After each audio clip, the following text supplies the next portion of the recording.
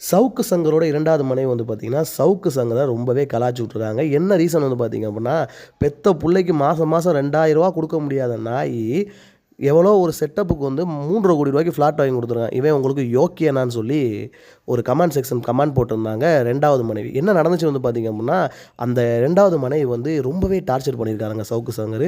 என்ன நடந்துச்சுன்னா, ரொம்ப சரக்கு போட்டு நிறமாத கர்ப்பிணின்னு கூட பார்க்காம செம்மடி அடிச்சு போயிட்டாங்க. அதனால இவர் வந்து அந்த மனைவி வந்து பார்த்தீங்கன்னா, டைவர்ஸ் அப்ளை பண்ணியிருக்காங்க. டைவர்ஸ் அப்ளை பண்ணும்போது, அந்த கோர்ட்ல என்ன சொல்லியிருக்காங்க அப்புட்ன்னா, அந்த குழந்தைக்கு மாசம் மாசம் ரூ. 2,000 நீங்க குடுக்கணும் அப்புட்ன்னு சொன்னதுக்கு, சவுக்கு சங்கர் என்ன சொல்லியிருக்காருன்னா, என்னாலலாம் முடியாது. நான் எதுக்கு குடுக்கணும் அப்புட்ன்ற மாரி சொல்லியிருக்காரு.